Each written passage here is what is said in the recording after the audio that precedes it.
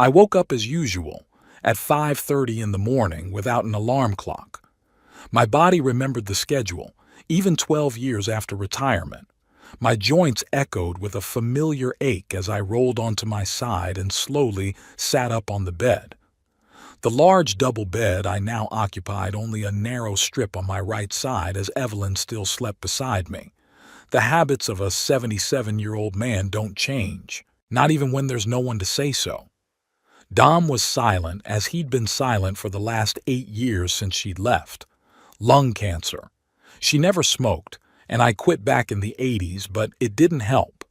The doctor said something about genetics and bad luck. I told them they were incompetent. Putting on a warm robe, I headed for the kitchen. The ancient refrigerator hummed like a tractor, but I refused to change it. Evelyn had picked it out when we moved into this house in '79. We'd only just been able to afford our own place then, an old Victorian house on Havenworth Street in New Bedford, with chipped paint and creaky floorboards.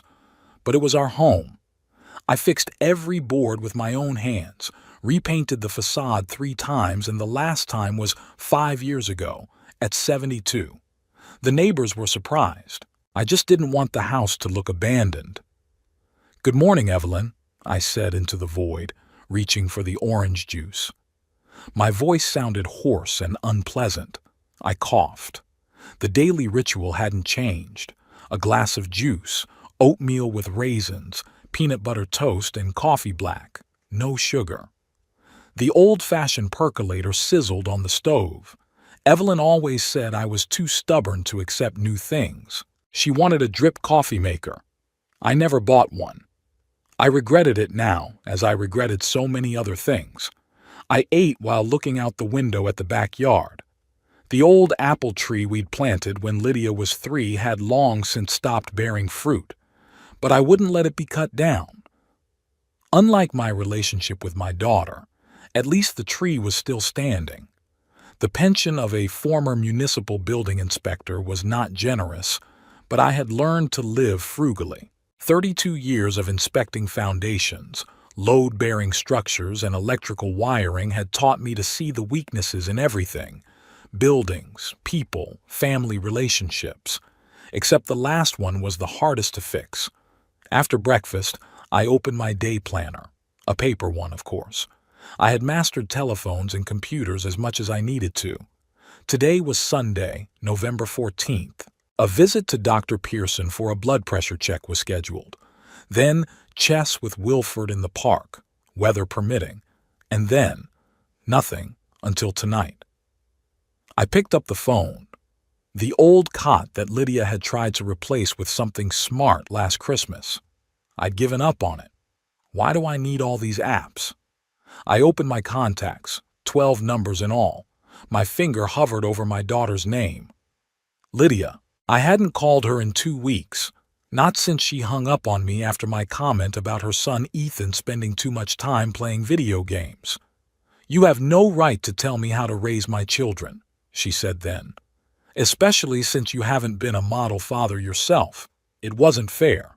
I provided for her, paid for college, never drank, never raised a hand. But Lydia, like her mother, always wanted something else: emotional support, acknowledgement of mistakes, apologies, things I considered a sign of weakness. I slammed the phone shut without calling. Instead, I showered, shaved thoroughly, as I'd done every morning for the past 60 years, and put on my usual clothes-ironed pants, collar shirt, and cardigan, even though I wasn't going anywhere until lunch. Evelyn always said I had the posture of a military man, even though I'd never served. "That's because you always need to look unwavering," she laughed. I missed her laugh the most. At 10 o'clock I began my rounds of the house, checking for new cracks in the walls, leaks under the sinks, weakened floorboards. The old house demanded constant attention like a cranky child. Not like my new neighbors to the right, a young couple with 2 children who bought the house 3 years ago and seemed to think the houses were self-maintained. I pointed out to them several times the sagging gutter and the rickety railing on the porch. They smiled, thanked me, and did nothing. Eventually I stopped talking. Let them learn from their mistakes. In the bedroom, I stopped at the dresser where the picture stood. Evelyn at our wedding, young, bright-eyed, and with a smile that seemed to say she knew a secret not available to the rest of us. Lydia in her prom dress. Lydia and her husband Nolan at their wedding. I stood next to her with a strained smile. And the last one, with her grandchildren, Ethan and Claire, taken 3 years ago. There have been no new photos since. Nolan Varley. I sighed, looking at my son-in-law. Things hadn't been good between us from the start. He'd come to ask for Lydia's hand in marriage, all pompous with his finance degree and his plans to start his own consulting firm. I asked about a specific business plan, about startup capital, about how he was going to compete with the big companies. He got nervous, started talking in generalities. I called him a dreamer. Lydia didn't speak to me for a week after that, and yet they got married. Nolan did start his own firm. Varley Financial Solutions was loud for an office the size of a closet, but he was luckier than I thought. The business grew. They bought a house in the suburbs, had kids, and I kept finding faults in his business strategy, in their parenting methods, in their choice of schools for their grandchildren. You just can't accept that anyone can be right but you, Evelyn told me a year before she died. I didn't respond. Arguing with my dying wife seemed wrong, but I didn't agree. After finishing my rounds of the house, I sat down in a chair with a shabby book on maritime history. New Bedford had once been the whaling capital of the world. Now it's just another declining New England industrial town clinging to its glorious past, and so am I.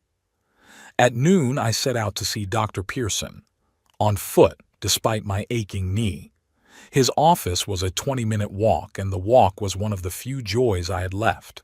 Past the old harbor where mostly tourist boats were now moored, past the whaling museum, past the courthouse where I'd once testified against a contractor who used substandard materials.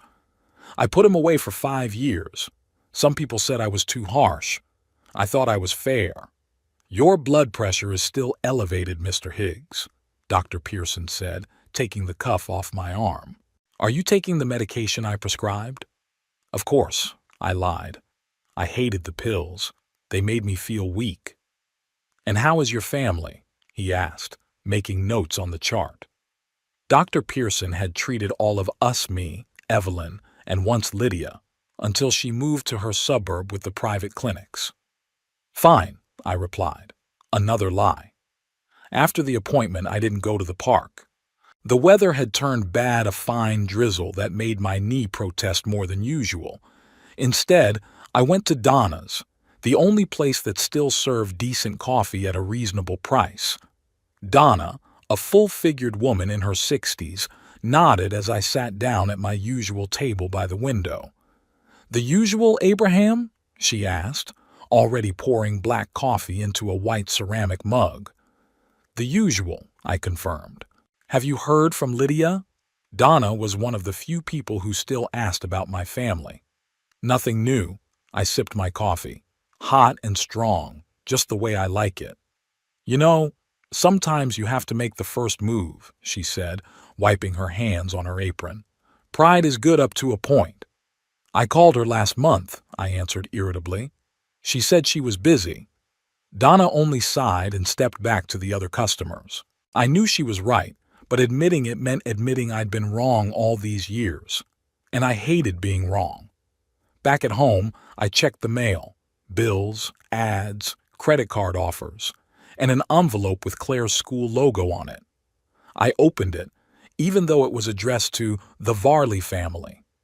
Inside was an invitation to a school play. Claire was starring in some play. The date was in 2 weeks. I sat down, holding the invitation in my hands. Obviously, Lydia wasn't going to invite me. The envelope had gotten to me by mistake. The school must have used an old address. The phone rang. I flinched, almost startled, as if I'd been caught reading someone else's mail. Abraham Higgs, I answered, formal as always. Dad, it's me. Lydia's voice sounded strained. Did you get the invitation to Claire's play? I looked at the envelope in my hand. Yes, it just came. I asked the school not to send it to you, she sighed. Claire wanted to invite you herself, but after our last conversation, I'd like to come, I said, surprised at my sudden desire to see my granddaughter on stage. A long pause followed. Okay, Lydia said at last. But Dad, please, no comments about her acting, costumes, or how the school wastes money on productions instead of real education. Just show up and smile. I felt my lips pressed together into a thin line. I know how to behave in public, Lydia. Of course you do, her tone said otherwise. One more thing. We're having a family dinner this Saturday. Mom always insisted that the whole family get together at least once a month. I know we've missed a few. 9, I clarified. The last time we had dinner together was in February. Yeah, she coughed. Anyway, if you want, you can come over. 6 o'clock tonight. The invitation sounded as warm as an IRS audit notice. I'll be there, I said. Thank you for the invitation. Okay, she was quiet again. And Dad, please don't bring gifts for the kids without our consent. Last time, that game console. It was Ethan's birthday, I interrupted. The boy turned 13. All his friends play those games. Nolan and I decided to wait until he turned 15. You know that. We talked about it. It was a stupid rule, I said before I could stop myself. See? Her voice rose. That's why it's so hard to invite you. You're always undermining our authority and criticizing our decisions. I'm just giving my opinion, I replied. Your opinion isn't always required, Dad. Her voice sounded tired. Just come over on Saturday, no presents, and please be polite. She hung up before I could answer. I stared at the phone in my hand. Lydia had always been sensitive, even as a child. Too much like her mother saw the best in people, even when the evidence said otherwise. But unlike Evelyn, she hadn't learned to accept me for who I was. To her, my directness was always rudeness. My integrity was stubbornness. My caring was controlling. I put the phone down and looked at the invitation. Claire was 11, and she was more practical than her mother at that age. Maybe because she looked more like me, the same square jaw, the same straight brown hair, the same gaze that seemed to see right through people. Ethan, on the other hand, was a complete carbon copy of his father, soft, compliant, constantly with his head in the clouds. I carefully placed the invitation on the table, a family dinner. After 9 months of Cold War, maybe this was a chance to set things right, or at least establish a truce for the sake of the grandkids. I walked over to the hall closet and pulled out an old box. Inside was a watch, a gold pocket watch that had been passed down in our family from father to son for 4 generations. My father had given it to me when I turned 21. I had planned to give it to my son, but Evelyn and I only had Lydia. Now, the watch was going to go to Ethan. I opened the lid.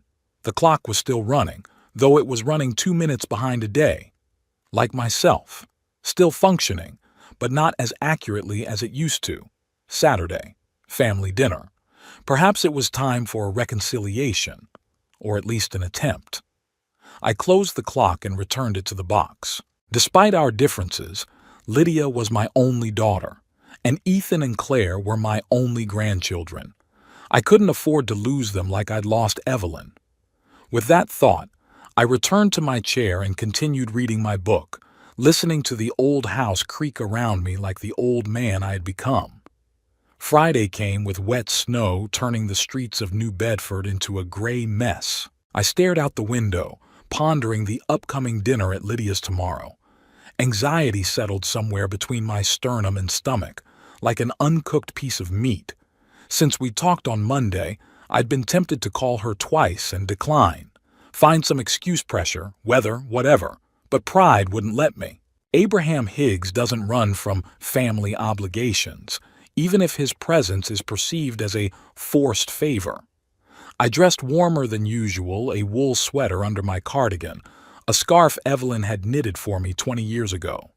Its pile had long since frayed, but I couldn't bring myself to buy a new one. The last bits of her presence in this house were worth more to me than gold. At 10 o'clock, I went outside. My knee immediately ached from the cold, but I ignored it. I had an appointment with Timothy Reeves, my former colleague from the inspectorate. I'd been trying to get in touch with him for 3 weeks now. Yesterday, he finally called and suggested we meet at the Seaside Cafe, an unassuming waterfront establishment that served decent fish and didn't ask too many questions.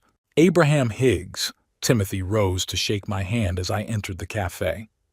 His graying hair had thinned even more since we'd last met 6 months ago, and his reddish nose suggested that his friendship with whiskey had not waned.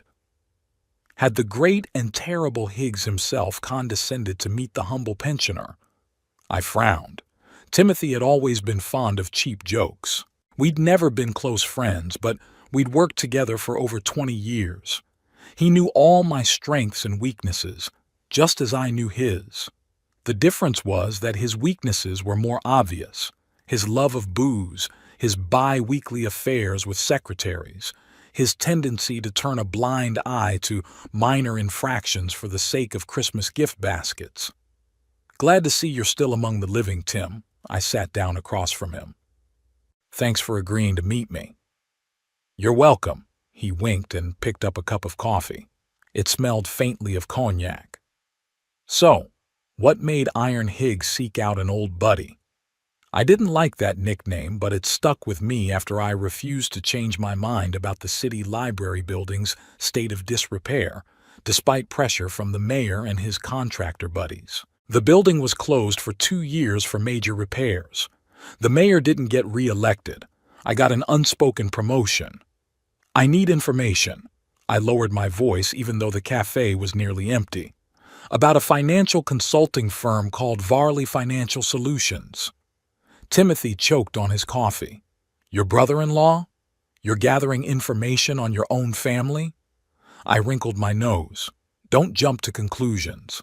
I just want to know if his business is okay. He never talks to me about work, and lately he seemed tense." That was a half-truth. Nolan did look worried in the recent family photos that Lydia had been posting on her social media accounts. I'd been sneaking around the public library where there was a computer with internet. But my curiosity was driven not by concern but by suspicion. His company was growing too fast, his gifts to his wife too expensive, his business trips too frequent. Timothy leaned back in his chair, studying me. "You know, I could tell you're concerned about your daughter's welfare, but I know you too well, Abraham. You never act without reason. You rarely act out of pure motive." I felt irritation rising in me, but I suppressed it. I needed Timothy. "Think what you want. Do you know anything or don't you?" He was silent, drumming his fingers on the table. "Maybe. My nephew works in the finance department at City Hall. He mentioned that several local businesses had come under SEC scrutiny. Something to do with investment schemes and misuse of funds." My heart skipped a beat. "Was the name of the Varley firm mentioned?" "Not directly," Timothy shook his head.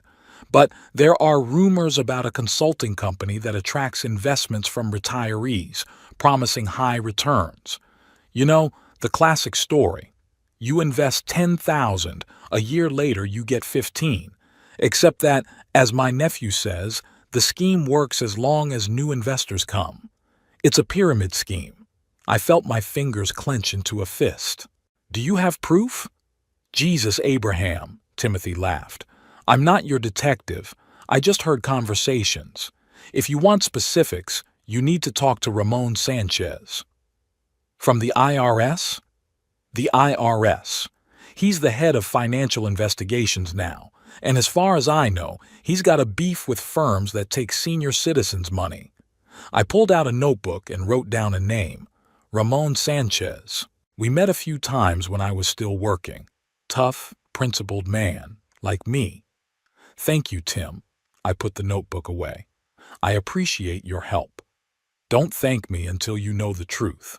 He leaned closer. "And, Abraham, be careful. If your son-in-law is truly involved in something foul, it could ruin not only his reputation, but also the well-being of your daughter and grandchildren." I knew this. Part of me, a small, almost inaudible part, was saying I should forget all of this, just go to dinner and try to make things right with my family. But a louder voice, the voice that had always guided me, said I should know the truth, even if it would shatter the fragile peace between us. "I'll be careful," I said, even though we both knew it wasn't true. After my meeting with Timothy, I went straight to the municipal building. It had changed since I'd worked there. The new facade, the automatic doors, the young faces at the information desk. But the basic structure remained the same, as did the smell, a mixture of old paper, disinfectant, and despair. "Mr. Higgs," exclaimed the woman behind the counter. I didn't recognize her, but she obviously knew me. What a surprise! "Are you here to see someone in particular?" "Ramon Sanchez," I said, trying to sound casual. "If he's here." "Oh, Mr. Sanchez is always there," she smiled. "Fourth floor, office 412, but you should call ahead. He's a very busy man." "I'll only be a minute." I was already heading for the elevator. Old colleagues, you know. Ramon was indeed there, sitting at a desk littered with files, a telephone receiver clamped between his ear and shoulder. He waved me in when I appeared in the doorway and pointed to a chair across from me. I sat down, looking around the office. No personal photos, no knickknacks, just diplomas on the wall and stacks of papers everywhere. My kind of person. "Yes, until the end of the week," he said into the phone. No extensions. "Thank you." He hung up and looked at me with a tired smile. "Abraham Higgs, I can't remember the last time I saw you. A year? 2? 3, I said. "Wilson's funeral." "Right," he sighed. "A good man lost. So what brings you here? I doubt you were just passing through." I appreciated his candor. "I need information, Ramon, about a financial firm that may be engaging in questionable activities." His eyes have gotten sharper. "You mean as a citizen concerned about possible fraud? Or do you have a personal interest?" I hesitated. Ramon was known for his unyielding honesty. If I said it was about my son-in-law, he might refuse to talk, citing a conflict of interest. "Let's just say I'm worried about the person who might be involved without knowing the full picture." Ramon grinned. Always knew how to beat around the bush when he needed to. "Okay. What's the name of the firm?" "Varley Financial Solutions," I said, watching his reaction carefully. He didn't show surprise, but his fingers tensed slightly on the folder he held. "It was a familiar name. How did you hear about it?" "Rumors," I answered vaguely. "They say they offer too high a return for a risk-averse investment. Sounds suspicious." Ramon looked at me for a long, appraising moment. Then he stood up, walked to the door, and closed it. "We've been watching them for months now," he said quietly, returning to the table. "There's not enough evidence yet for a formal investigation, but there are certain inconsistencies." "What kind of discrepancies?" "The usual red flags, promises of unrealistic returns, investment portfolios that never seem to take a loss, even when the entire market is down, aggressive recruiting of new clients, and most importantly, using new investors' money to pay off old investors." I felt the blood drain from my face. "A pyramid scheme?" "Maybe," he shrugged. "Or just incompetent management covered by creative accounting. Either way, when the hole gets too big, trouble starts. We don't intervene as long as things are running smoothly, but there's a flag hanging on such firms. At the first major glitch..." He runs his finger down his throat. "When do you expect this, disruption?" "It's hard to say. Could be a month, could be a year. Depends on the influx of new investment and market conditions, but it always happens sooner or later." I sat there, digesting the information. Nolan, my son-in-law, was probably a fraud, or at best, an incompetent businessman who hid his mistakes behind a facade of success, either of which confirmed my long-held opinion of him. "Any specific complaints?" I asked. "People who had lost money?" "Not yet," Ramon shook his head. Like I said, everything is going smoothly so far.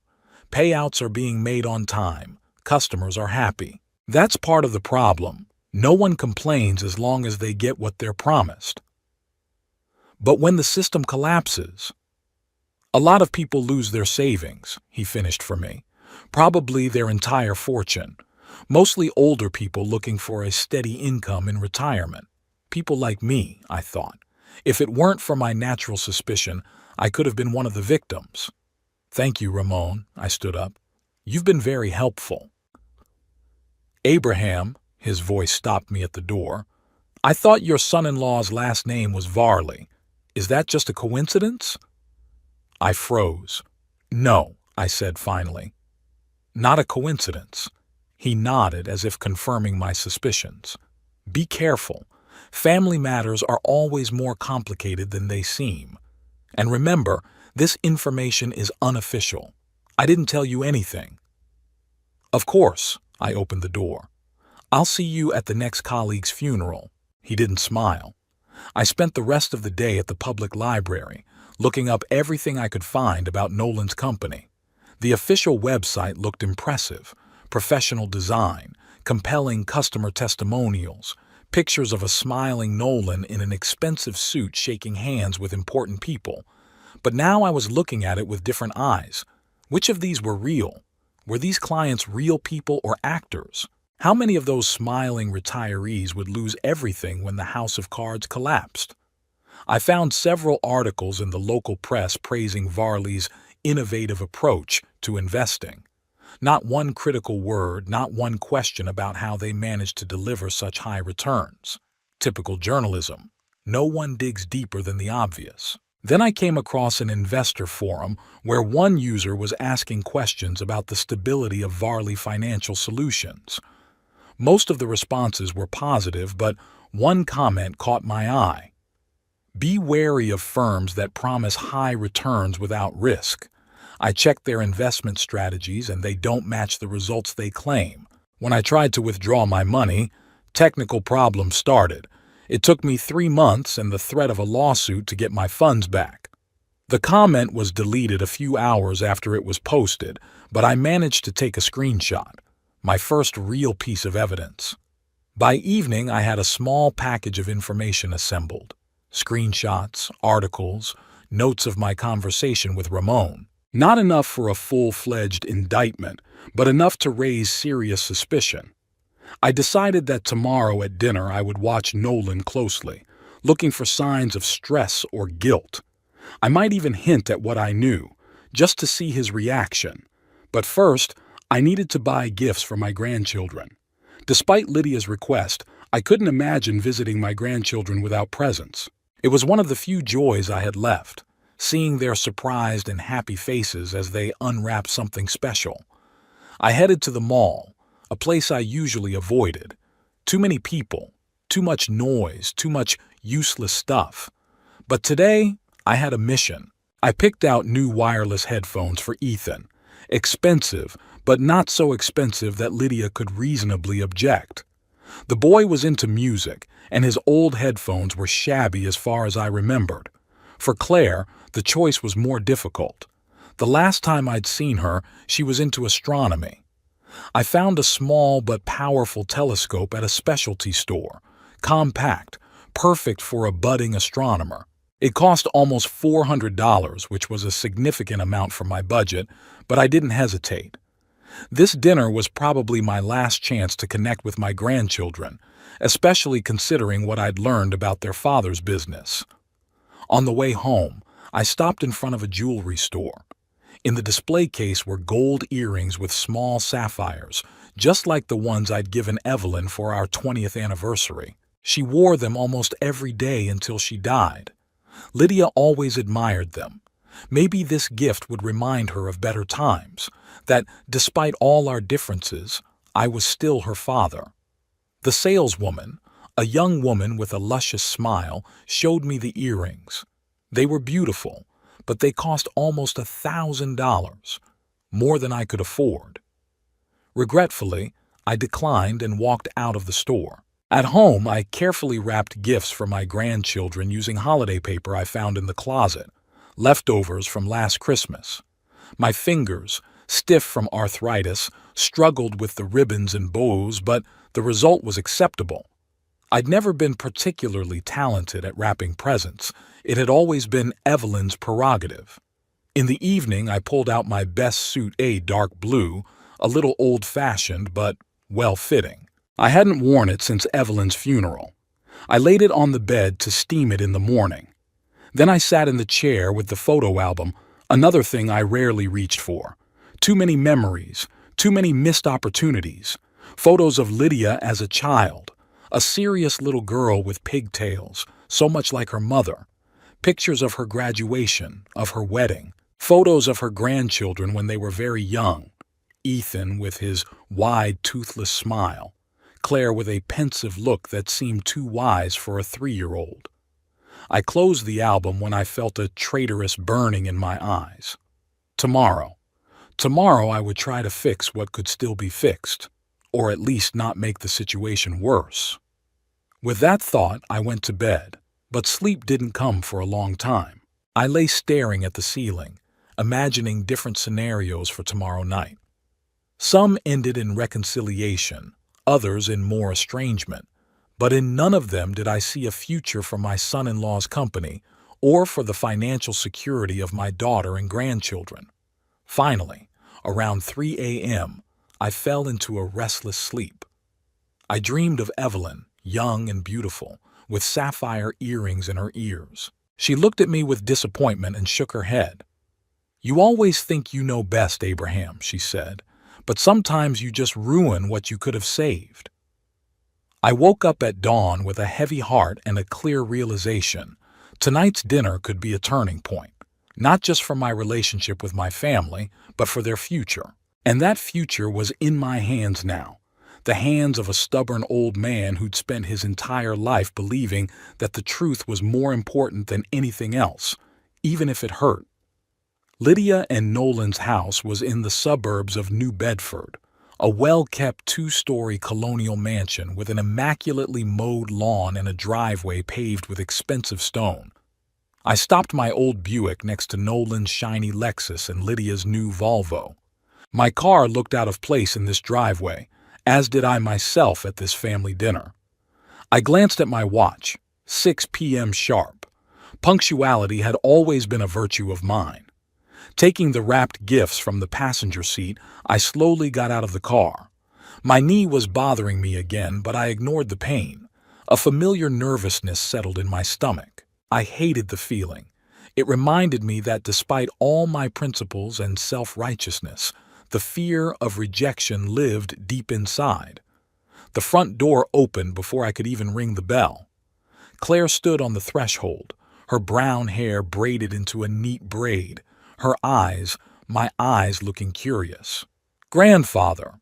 She smiled but didn't rush to hug me like she had once done. 11 years old, almost a teenager, too old for such displays of affection. "You're here." Something in her voice, a note of surprise, tingled me. Did they really think I wouldn't come? "I said I would come," I answered, as I entered the house. "And I always keep my word." The house was as spotless inside as it was outside. White walls, modern furniture, artwork that I was sure Nolan had chosen not for its artistic value, but for its price tag. Everything was neat, expensive, and completely impersonal. "Mom's in the kitchen," Claire said, closing the door behind me, "and Dad and Ethan are watching the basketball game. I brought something for you and your brother." I handed her 2 packages. Her eyes widened. "Mom said you're not supposed to bring gifts." "They're little souvenirs," I lied. "Nothing special." She picked up the bags but took her time opening them. "Should I take them upstairs?" "Maybe you should ask your mom," I suggested reluctantly. Claire nodded and disappeared into the kitchen with the bags. I was alone in the hallway, feeling like an intruder. From the living room came the voices of the commentators and the occasional exclamations of Nolan and Ethan. I headed over there. Nolan was sitting in a big leather chair, Ethan on the floor in front of him. They were so engrossed in the game that they only noticed me when I coughed. "Abraham!" Nolan jumped up, his smile not reaching his eyes. Glad you could make it. He always addressed me in you, as if formality could replace genuine respect. Hello, Nolan. I nodded at him, then looked at my grandson. Ethan, you've grown since the last time I saw you. The boy rose to his feet. At 13, he was almost my height, though much thinner. He had Nolan's face, soft features, blonde hair, but Lydia's eyes were brown, attentive. Hi, Grandpa. He hugged me awkwardly, quickly, and without enthusiasm. Good game? I asked, nodding at the screen. Great! Ethan exclaimed, revitalizing. The Celtics are leading by 10 points and Mitchell just... Ethan, help your mom set the table, Nolan interrupted him, glancing at his watch. I think dinner's almost ready. The boy nodded obediently and left the room. Nolan and I were alone. He turned off the TV and turned to me with the same strained smile. Whiskey? He offered, pointing to the bar in the corner of the room. No, thanks. I never drank in his presence, fearing that alcohol would loosen my tongue more than it should. How's business, Nolan? His smile faltered slightly. It's fine. We're expanding. Opened an office in Providence last month. Impressive. I sat down in the chair across from him. For a small consulting firm, that's rapid growth. You can't stand still in the financial world, he poured himself a whiskey. You either grow or you die. What about investment strategies? I tried to keep my voice casual. Still offering those high returns you mentioned at Christmas? He took a sip, his apple of his eye twitching visibly. We diversify our clients' portfolios according to their needs and risk level, he replied in a learned phrase. The results speak for themselves. I'm sure they do. I let the pause linger. It's amazing how you're able to deliver such consistent returns in volatile times. Nolan looked at me intently. Something akin to suspicion flickered in his gaze. We have a good team of analysts, he said finally, and time-tested methods. Fortunately, or unfortunately, our conversation was interrupted by Lydia's appearance. She entered the room, wiping her hands on her apron. Her brown hair was gathered in a careless bun, and her face showed signs of fatigue, which she tried to hide behind a smile. Daddy, she came over and gave me a quick kiss on the cheek. I'm glad you came. Her perfume was the same one I gave Evelyn every year for her birthday, a light floral scent with a hint of vanilla. It was the only thing my daughter took from her mother, except for her looks. I brought the children small gifts, I said without apology. I hope you don't mind. She sighed but didn't argue. Dinner's ready. We can talk about it later. We walked into the dining room where Ethan and Claire were already setting out the dishes. The table was set impeccably white tablecloths, crystal glasses, silver candelabras. Evelyn would have appreciated the elegance. Baked salmon with vegetables and rice, Lydia announced when we were all seated, and homemade apple pie for dessert. Sounds wonderful, I said sincerely. Lydia had always been a good cook, another trait inherited from her mother. Nolan opened a bottle of white wine and filled glasses for everyone but the kids and me. I preferred water. A toast, he raised his glass. To family. We raised our glasses. When I looked across the table at Lydia, there was hope in her eyes, hope for a peaceful evening, for a truce. I nodded to her, promising to make a silent effort. The first 20 minutes of dinner went surprisingly smoothly. The salmon was cooked perfectly and the conversation revolved around safe topics, the weather, recent movies, a new book Claire was reading. Ethan talked about his high school biology project, and I was impressed with his knowledge of ecosystems. That sounds fascinating, I said. When I was your age, I built model bridges. Engineering has always interested me. Really? Ethan looked surprised. I thought you were always an inspector. At first I wanted to be an engineer, I smiled at the memory. But life turned out differently. In those days, college was too expensive for a laborer's family. That didn't stop you from becoming an expert in construction, Lydia remarked with unexpected warmth. I made up for my lack of formal education with experience and common sense. I sipped my water. But I've always regretted not going to college.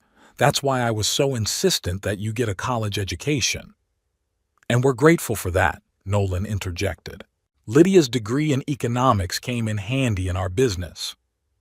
Does Mom work with you, Dad? Claire asked, and I realized that she didn't know about Lydia's involvement in the business. Nolan and Lydia exchanged quick glances. Sometimes I help with the bookkeeping, Lydia said evasively. Nothing serious. Interesting, I thought. Another red flag. If things are going so well, why is Lydia hiding her involvement in the business from the children? How's your play, Claire? Lydia changed the subject. Are you ready for the premiere? Claire became animated as she talked about her role in the school production of Peter Pan. She was playing Wendy, and, judging by her enthusiasm, she was taking the role seriously. I rehearse every day, she said proudly. Miss Bennett says I have talent. Your grandmother loved the theater too, I smiled, remembering. She played in an amateur troupe when we first met. She was a marvelous Ophelia. Wasn't she? Claire looked surprised. Mom never told me. Much of the past gets lost between generations, I said, looking at Lydia. Sometimes on purpose. Lydia looked guilty. I just never thought it was important. Family history is always important, I turned to Ethan. You know, your great-grandfather was a fishing boat captain, a brave man. He once saved the whole crew when their boat got caught in a storm off the coast of Maine. That's cool. Ethan looked impressed. Do we have pictures? In my house, I nodded. Come over sometime and I'll show you the old albums. It's not just the history of our family, but of New Bedford. The kids are very busy with their studies and extracurriculars, Nolan interjected quickly. Maybe on summer vacation. I felt a pang of disappointment, but I didn't show it. Of course, studying is more important, I agreed, and then I couldn't help but add, although I've noticed that Ethan always has time for video games. The atmosphere at the table changed instantly. Lydia tensed. Nolan straightened in his chair. Ethan only gets to play after he's done his homework, Lydia said with pressure. We have a system. A system, I repeated. How many hours a day does he spend in front of the screen? Dad, Lydia said warningly, I'm just curious. I held up my hands in a conciliatory gesture. When I was young, we spent more time outdoors, building forts, exploring the forest, developed practical skills. Times have changed, Nolan said firmly. Digital skills are just as important now. Ethan is taking a programming class. Programming is a useful skill, I admitted, but there's no substitute for working with your hands, building, repairing, creating something tangible. Grandpa is right, Claire suddenly supported me. At school, they tell us that we should limit the time in front of the screen. It's bad for the brain. Thank you, Claire, I smiled at her. Wise girl. Okay, we all get Grandpa's point. Lydia stood up, starting to collect the empty plates. Who's ready for dessert? But I'm not done yet. Speaking of practical skills, I turned to Nolan. I noticed the railing on your back porch is loose. I've been meaning to tell you for a while. It could be dangerous, especially for children. Nolan looked annoyed. I'll call a handyman next week. There's no need to spend money, I shrugged. I could fix them in an hour. I have tools in my car. We prefer professionals, Nolan replied coldly. I was a building inspector for 32 years, I reminded him. I think I'm qualified to fix the railing. Dad, please, Lydia sighed. Not now. I fell silent, feeling that familiar irritation building up inside me. They treated me like a helpless old man, incapable of even simple repairs, as if my experience was worthless. Lydia served apple pie with vanilla ice cream. It was delicious, but I could barely taste it. My attention was focused on Nolan, who looked increasingly tense as the evening wore on. He checked his phone frequently, twice going out to answer calls, signs of a man under pressure. So, Nolan, I said when he returned after the second call, I hear the investment market is going through some tough times. How is that affecting your business? He smiled strainedly. We are well diversified. Small fluctuations in the market don't bother us. Slight fluctuations? I raised an eyebrow. The last quarter showed the biggest drop since 2008. Many firms went bankrupt. Why the sudden interest in the financial markets, Abraham? Nolan tried to keep his tone casual, but I could see the tension in the corners of his eyes. I don't remember you being interested in investments before. At my age, you start thinking about the future. I sipped my water. Inheritance, retirement savings. About what will be left to your children and grandchildren. Lydia frowned. Dad, let's not talk about such things at dinner. Why not? I shrugged. These are important questions. For example, I've long wanted to ask, how does your firm provide such a high rate of return for clients? 15% per annum, if I remember correctly from your advertising. Impressive, considering that the average return on the market over the last 10 years is about 7%. Nolan turned pale. Our investment strategies are complicated. I don't think this is the right time to discuss them. I think it's the right time. I stepped forward, especially since a lot of these firms are under regulatory scrutiny. I hear the SEC has stepped up their inspections. There was silence.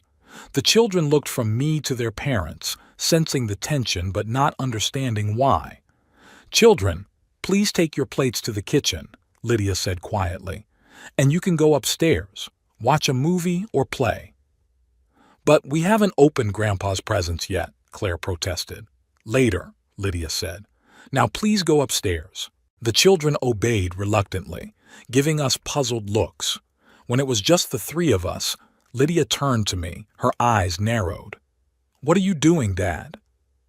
Just inquiring about the welfare of my only daughter's family, I tried to say calmly. Is that a crime? You're snooping, she shook her head. You always do, looking for problems where there aren't any. Are you sure there isn't?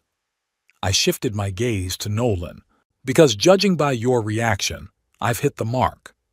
Nolan stood up, his face reddening. I don't have to report my business to you, Abraham. You were invited to a family dinner, not a corporate audit. You're right, I nodded.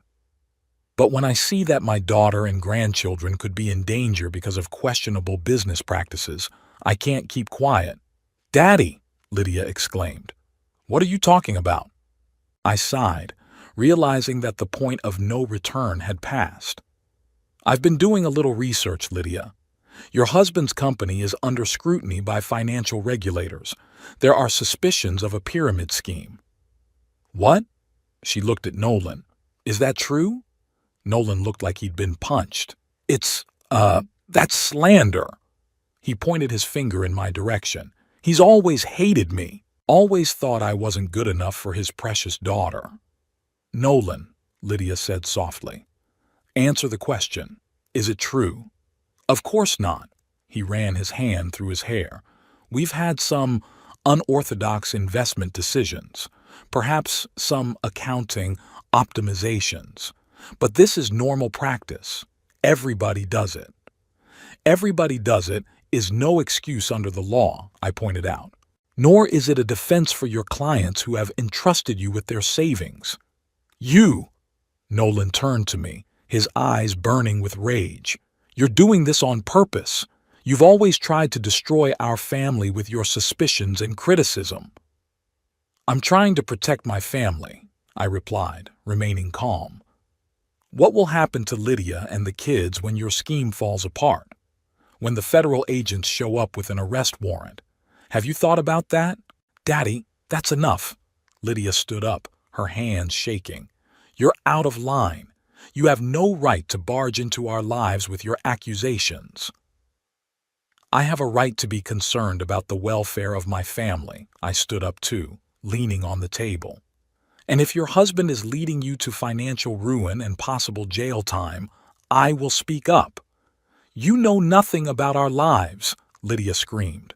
You show up every few months, criticize everything you see, and think you have the right to tell us how to live our lives. I know more than you think. My voice became harsher. I know that your husband is raising money from new investors to pay interest to the old ones. I know he's been lying about his investment strategies. And I know that when this scheme collapses, and it will, you will lose everything: your home, your reputation, your children's future. Nolan looked like he was about to throw up. Lydia shifted her gaze from him to me, her face contorted with a mixture of anger, fear, and disbelief. "Go away," she said quietly at last. "Lydia, go away."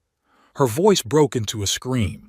"You are no longer part of our family. Go away." I looked at my daughter, trying to find some understanding in her eyes, but all I saw was rage and pain. She had made her choice, and so have I. "Remember this day, Lydia," I said, feeling something inside me snap. "This is when you buried not only your father, but also your future." I turned slowly and walked toward the exit. No one followed me to stop me. I heard Lydia burst into tears as Nolan said something quietly to her. But I didn't look back. In the hallway, I stopped for a moment. There was music coming from upstairs, probably Ethan listening to something on those headphones I'd never gotten him. My gifts had been left somewhere in the kitchen, forgotten in the midst of the conflict, as was my hope for reconciliation. I went outside. The night was cold, the stars hidden by clouds. Getting in my car, I pulled out my phone and opened my contacts. I found Ramon Sanchez's number. My finger hovered over the call button. I thought about Lydia, about her words. "You're not part of our family anymore." Maybe she was right. Maybe I was never truly part of their family. Too rigid, too principled, too passionate about finding the truth to see it hurt those I loved. But it was too late for doubt. I'd made my choice the moment I'd decided to reveal what I'd learned about Nolan's business, and now I had to follow through. I pressed the call button. 3 beeps, and Ramon answered. Sanchez speaking. "Ramon, this is Abraham Higgs." My voice sounded tired but determined. "Remember we talked about the firm Varley Financial Solutions? I have some information that might interest you." I started the car and pulled into the driveway without looking back at the house where my grandchildren, my daughter, and the last remnants of what had once been my family remained. In the days that followed, I behaved like a man condemned to carry out a sentence that I myself had passed. Consistently, methodically, without emotion, I gave Ramon Sanchez all the material I had gathered on Nolan's company. Printouts of screenshots from financial forums where former clients of Varley Financial Solutions complained about delayed payments, copies of promotional brochures promising unrealistic returns, the names of several elderly investors I tracked down through acquaintances at the local retirement club. "Do you realize that this could have serious consequences for your family?" Ramon asked me when we met in his office the Monday after that ill-fated dinner. "I do," I replied, looking out the window at the municipal parking lot where officials were scurrying around like ants. "But the consequences will be worse if this pyramid continues to grow and then collapses." "A lot of people would rather warn a relative unofficially," Ramon said, poring over the documents I'd provided. "Give him a chance to make things right." "He wouldn't have listened," I shook my head. "Besides, how many people would have lost their savings while he was making things right?" Ramon stared at me for a long moment, as if trying to figure out whether I was driven by righteous anger or cold revenge. "I'll launch a formal investigation," he said finally. "But it will take time. Weeks, maybe months." "I have time," I replied. "And his clients?" He didn't answer, just nodded and continued taking notes. As I walked out of the municipal building, I felt a strange lightness, as if I had shed a heavy weight I had been carrying all my life. The decision had been made, the action had been taken. Now all that was left was to wait. On Wednesday, I called Miles Hawthorne, a lawyer I had known for almost 40 years. We weren't close friends, but he handled all my legal affairs, including the probate of Evelyn's death. "Abraham, it's good to hear from you," he said when I explained the purpose of the call. Sure, we can meet to discuss changes to your will. How about Friday at 2 o'clock in the afternoon? That would be fine, I agreed. May I ask what prompted the need for the revision? A change in family circumstances, I answered vaguely. He didn't insist. Miles had always been a tactful man, and for that I appreciated him. I spent the next 2 days at home, not answering the phone. The phone rang 3 times on Monday night, and each time the caller ID showed Lydia. I didn't pick up. What could I say to her? That I was sorry? That would be a lie. I didn't regret exposing Nolan's fraud. I might have regretted the form, the timing, the failure to find a way to protect my daughter without destroying her marriage. But not about the action itself. While perusing the local newspaper on Thursday, I came across a small item in the financial news section, local investment firm under scrutiny by regulators. Nolan's company wasn't mentioned by name, but for those who knew what it was about, the hint was clear. Ramon worked quickly. I clipped the note and put it in my desk drawer, the first tangible evidence that the wheel of justice had begun to turn. On Friday, at precisely 2 o'clock in the afternoon, I walked into Miles's office. His secretary, a woman in her 60s whom I remembered as a young girl, smiled at me. "Mr. Higgs, Mr. Hawthorne is expecting you. Come in." Miles stood up from the desk as I entered.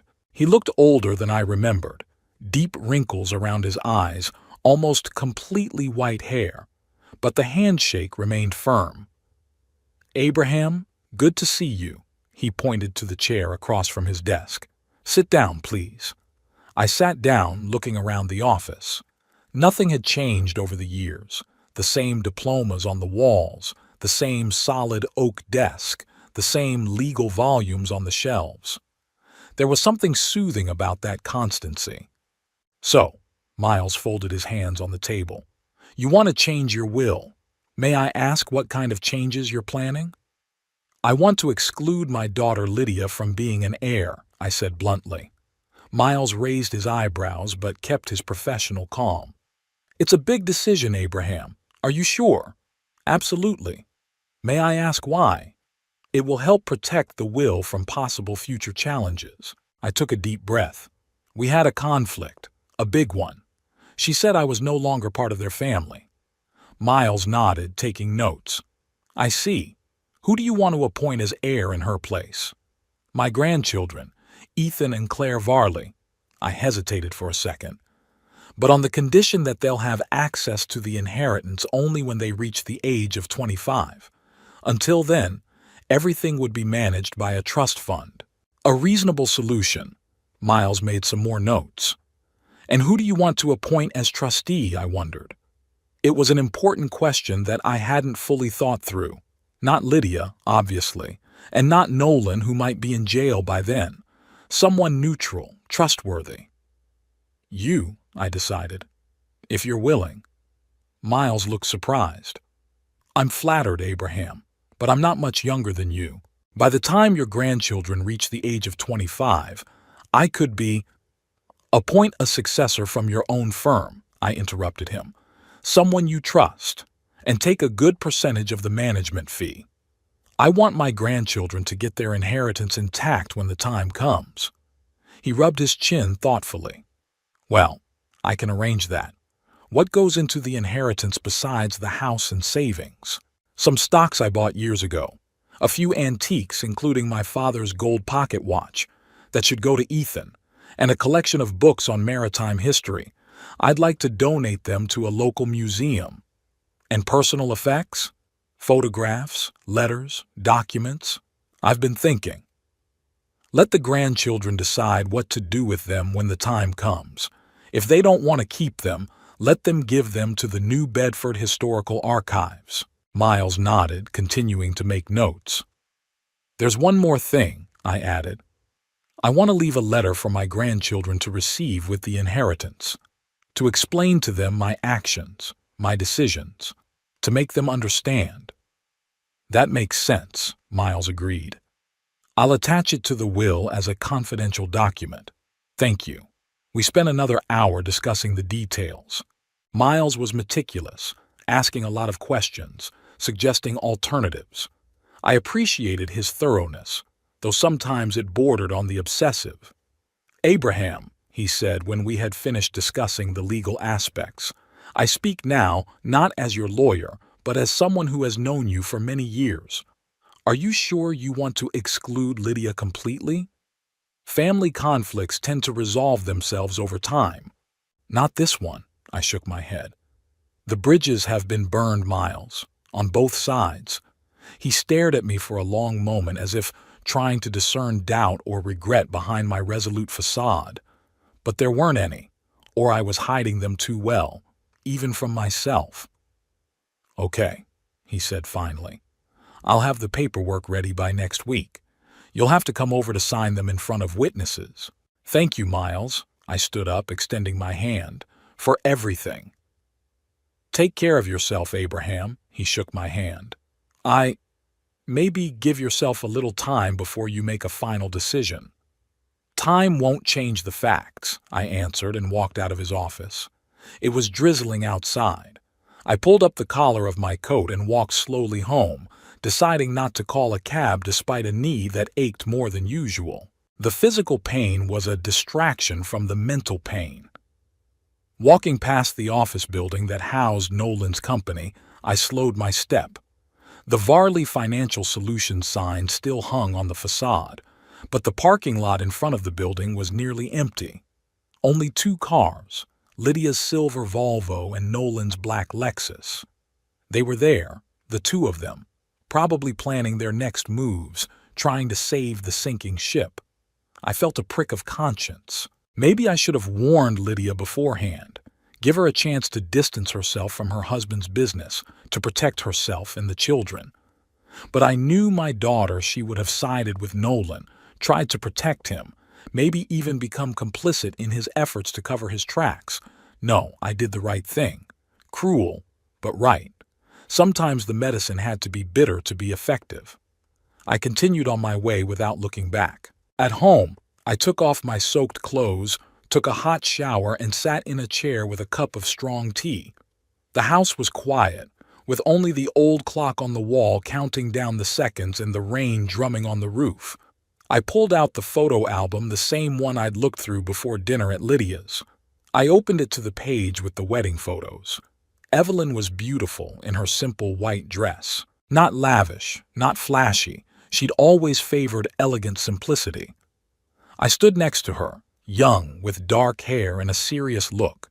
Even then, you could see the hardness in my eyes that had only grown stronger with time. I turned the page, the first pictures with the newborn Lydia. Evelyn held her in her arms, glowing with happiness. I stood beside her, proud but even then a little aloof. Not that I didn't love my daughter. I did, very much. But I had always been a person who was better at expressing my love through actions than through words or displays of affection. Another page. Lydia in her school uniform, her first day of first grade. She smiled at the camera, showing off her missing front tooth. Evelyn is next to her. I was the photographer, so I was absent from the picture. Symbolic. I have always been behind the scenes in my daughter's life, providing, protecting, guiding, but rarely was I truly present emotionally. Evelyn told me this all the time, especially when Lydia became a teenager and the first serious conflicts began. "You can't just tell her what to do, Abraham," Evelyn used to say. "You have to listen. You have to understand her feelings." But I didn't know how, or didn't want to learn. I believed I knew better, that my life experience, my wisdom was more important than the emotional needs of a teenager. I wanted Lydia to be strong, independent, principled, like me. I didn't realize I was making her unhappy. When she announced her engagement to Nolan, I immediately disliked him, not just because of his questionable business plans, but because I felt he was too soft, too accommodating for my daughter. She needed someone with character, with principles, with willpower. At least, that's what I thought. Now, looking at their wedding photos, I saw something I hadn't noticed then. Lydia glowed next to Nolan. He looked at her with adoration. They were happy until I began to interfere, to criticize, to suspect. Maybe Evelyn was right. Maybe I'd always been too rigid, too principled, too sure I was right. Maybe it was this character trait that had destroyed my relationship with my daughter long before that ill-fated dinner. But even now, realizing my mistakes, I couldn't change my mind. Nolan was a con man who defrauded gullible people. He deserved to be exposed, regardless of how it would affect my relationship with my family. Truth and justice have always been more important to me than personal relationships. Perhaps that was my greatest strength and my greatest weakness at the same time. I closed the sketchbook and set aside my cup of unfinished tea. Tomorrow, I will begin writing a letter for my grandchildren, a letter they will read many years later when I am no longer alive. I will explain to them my actions, my motives. I will tell them about my mistakes and what they can learn from my example. Maybe they'll understand. Maybe they'll forgive. Maybe they won't. But at least they'll know the truth. Monday morning, while browsing the news on my old laptop at the public library, I came across a headline that made my heart beat faster. New Bedford financial advisory firm under investigation. Possible Ponzi scheme. This time, the name Varley Financial Solutions was mentioned explicitly.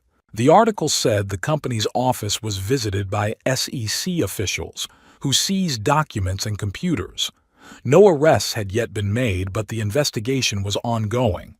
Clients of the firm were advised to contact a special hotline.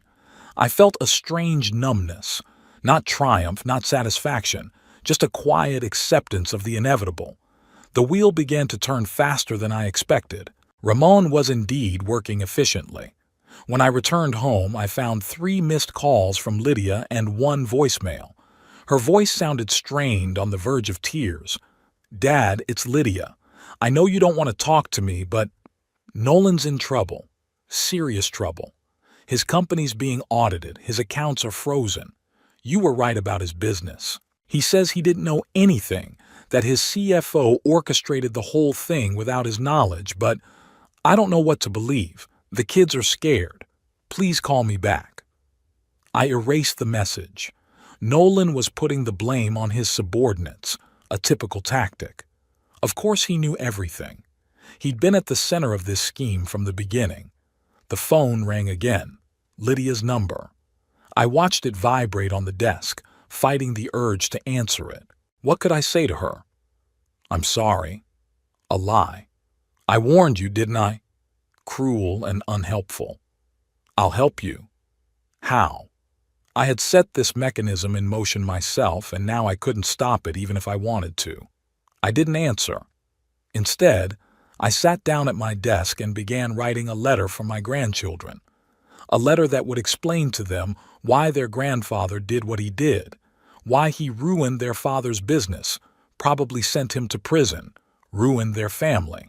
"Dear Ethan and Claire," I wrote, "by the time you read this letter, I will no longer be alive, but I want you to know the truth about the events that changed our family many years ago."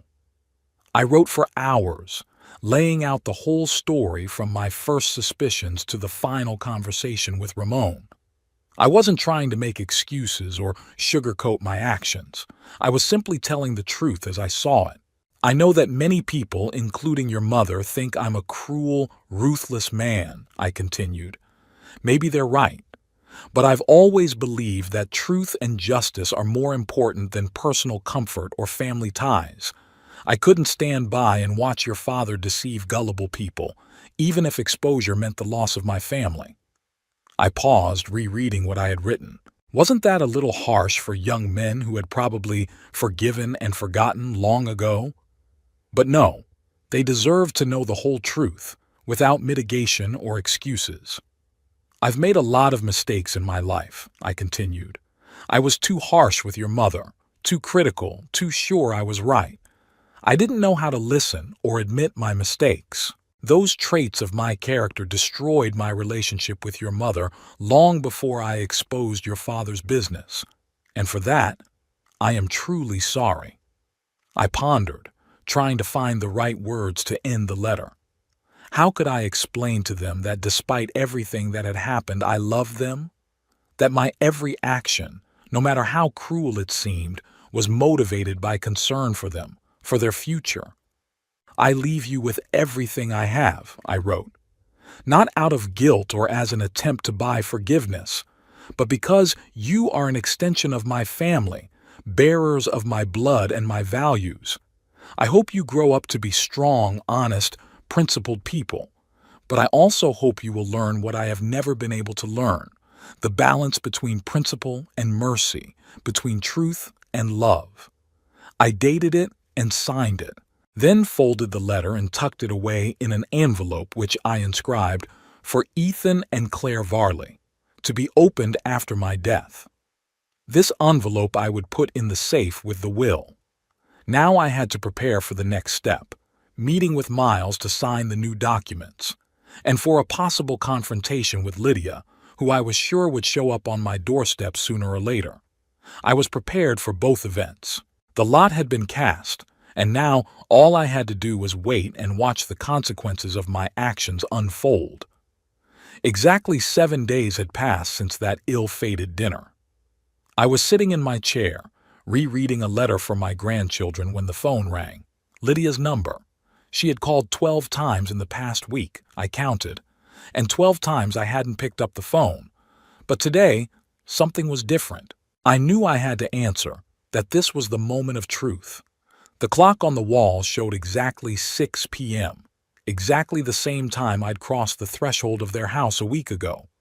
"Abraham Higgs," I answered, formal as ever. "Daddy." Lydia's voice sounded broken, tears and panic. "Thank God you answered.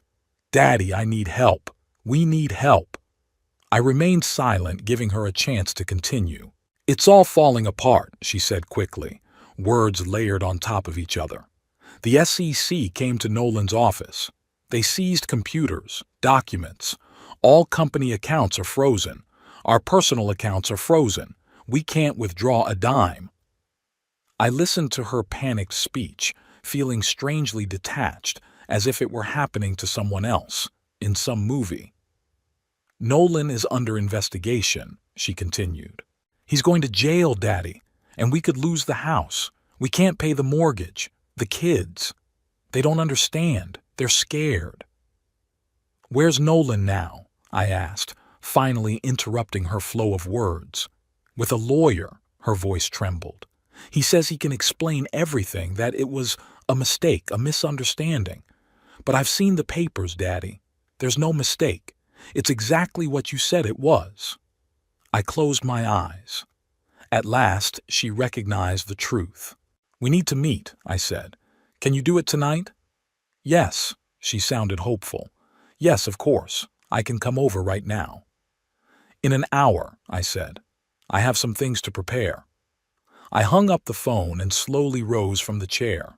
I had a plan in my head, formed over the 7 days. I opened the safe hidden behind a painting of a seascape. Evelyn loved the sea, though she was afraid to swim. I took out a folder with the documents I'd prepared with Miles. A new will, a letter for the grandchildren, copies of all the materials I'd given to Ramon and the financial regulators. Then I made tea, not for me, for Lydia. She always liked tea with honey and lemon when she was upset.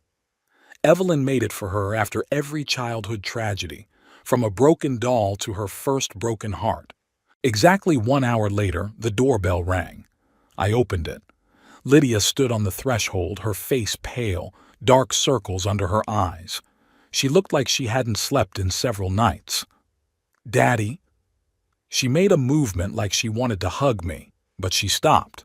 There was still a wall of unspoken accusations and resentment between us. "Come in," I stepped aside, letting her pass. She walked into the living room and stopped in the middle of the room, looking around uncertainly, as if she were here for the first time, even though she'd grown up in this house. "Sit down," I pointed to a chair. "I've made tea." "Thank you." She sat down, mechanically taking the cup from my hands. I sat opposite, studying her face. Despite her fatigue and anxiety, she still looked like Evelyn, The same eyes, the same curve of her lips. Only the temper was mine. Stubborn, proud, unable to admit mistakes. Until today. Tell me everything, I said. From the beginning. She took a sip of tea, gathering her thoughts. The day before yesterday, the SEC came to the office. They had a warrant to search and seize documents. They said they had received anonymous information about possible irregularities in the company's operations. She looked up. But it wasn't anonymous, was it? It was you. I didn't deny it. Go on. They took computers, file folders, customer databases. Nolan was in shock. He yelled that it was a mistake, that it was legitimate. But then they came with an arrest warrant. Her voice shook. The only reason he wasn't arrested was because our lawyer arranged for a voluntary appearance. But it's a matter of days, maybe hours. Dad, they know everything. How he used new investors' money to pay off old investors. How he falsified earnings reports. What about you? I interrupted her. Did you know about it? She lowered her eyes. Not all of it. Not fully. I suspected something was wrong. The numbers didn't always add up, but Nolan always had an explanation. And I wanted to believe him. I wanted to believe it was legit, because you liked the life his money could provide. It wasn't a question. She flinched at the directness of my words, but didn't deny it. Yes, she whispered. The house, the cars, the kids' school, it all cost money. Money that Nolan stole from other people, I said harshly. Daddy, please, she raised her pleading eyes to me. I know you were right about Nolan. I know what he did was wrong. But this isn't about him right now. This is about me and the kids. We could lose everything. And you want me to help, I finished for her. Yes, she nodded. You have savings. Not much, I know, but enough to help us get back on our feet. At least for the first while until I get a job. I looked at her for a long, long time. She held my gaze. There was pleading in her eyes, but also something else. The realization that she was asking for the impossible. She knew me too well. I can't help you, Lydia, I said at last.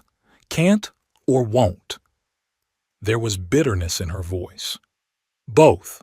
I stood up and walked over to the desk where the file folder lay. But before we go any further, I want to show you something. I pulled out copies of the materials I'd collected on Nolan's company, screenshots from financial forums, articles, notes on conversations with Ramon and Timothy, an analysis of Varley Financial Solutions promotional materials with their unrealistic promises. What is this? She asked, though I think she had already guessed. Evidence, I replied. Evidence that your husband's company was a pyramid scheme. Evidence that I'd been collecting for months and had given to Ramon Sanchez of the municipality's finance department. It was this information that triggered the investigation. Lydia looked at the documents, her face growing paler and paler. You planned this, she whispered. All this time you've been gathering information against Nolan, against us. Not against you, I corrected. Against a fraud that would ruin the lives of so many people, including you and the kids. I tried to warn you at that dinner, but you wouldn't listen. You could have just told me, she raised her voice. In private, not make a scene in front of the kids. You wouldn't have believed me, I shook my head. You would have told Nolan, and he would have destroyed the evidence. He would have continued his scheme until it collapsed on its own with even more disastrous consequences. She was silent, realizing I was right. And now you've come to me for help, I continued. But you have to understand that I can't support something that's built on lies and deceit, even if it's the life of my daughter and my grandchildren. What are you saying? Her voice shook. I pulled another document out of the folder, a copy of my new will. I have changed my will, I said, holding the paper out to her. I've excluded you from inheritance. All of my assets, all of my savings will go directly to Ethan and Claire when they reach the age of 25. Until then, Everything will be managed by a trust, with no early withdrawals. She stared at the document as if she couldn't believe her eyes. You're disinheriting me? Now? When we're in this situation? I'm protecting your children's future, I said firmly, to make sure they get at least something when this is over. You don't trust me, that wasn't a question. I don't trust your judgment, I clarified. You chose Nolan, turned a blind eye to his machinations, let him risk the well-being of your children. And now that it's all falling apart, you come to me for help, as if I'm supposed to undo the consequences of your mistakes. You are my father, her voice broke. Isn't that the point? Helping your children when they're wrong? There's a difference between helping and indulging, I replied. If I gave you the money now, what would change? Would you go on living with Nolan? Will you continue to turn a blind eye to his actions? Or would you find another man who would make your life comfortable, no matter what the cost? She jumped up, her face contorted with anger and pain. You are unfair. You've always been like this, hard, uncompromising above everyone else. You ruined my family and now you refuse to help me. I didn't destroy your family, Lydia, I said calmly. Nolan did it by his actions. I merely set the machinery of justice in motion. And you're proud of that? She looked at me with disgust. No, I shook my head. I'm not proud, but I'm not sorry. She stood there, fists clenched, tears streaming down her face. What am I going to do? She whispered. Where do I go? How do I take care of my children? Start over, I said. Get a job. Get an apartment you can afford. Live within your means. Teach your children to value honesty and hard work over pretty facades and easy money. You're a heartless old man, she said. Mom would never. Don't you dare speak for Evelyn, I interrupted her. She never approved of lying and deceit, even for comfort. Lydia shook her head, wiping away her tears. You told me that night to remember this day, she said quietly. You said I had buried not only my father, but also my future. You planned this, didn't you? All of it. My request for help. Your refusal. You knew this would happen. I didn't answer. What could I say? That a part of me, a dark, vengeful part of me, had really seen this moment coming and was waiting for it? That I wanted her to come to me, broken, begging for help so that I could refuse her as she had refused me in her life? Goodbye, Daddy, she said, heading for the door. I hope you are happy in your righteousness and solitude. She left, slamming the door. I stood in the middle of the room, listening to her car start, to the rustle of the tires on the gravel, to the hushed sound of the engine in the distance. And then there was silence. The absolute deafening silence that had always been in this house, but that I'd never noticed before, filling it with memories of Evelyn, thoughts of Lydia and the grandchildren, plans for revenge against Nolan. Now all those distractions were gone. Revenge had been served. The truth had triumphed. I was right, as always, and I was alone, as I'd never been before.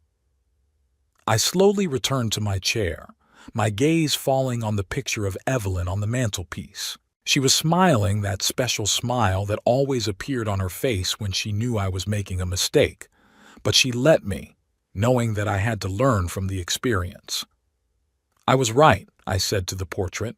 I did what I had to do.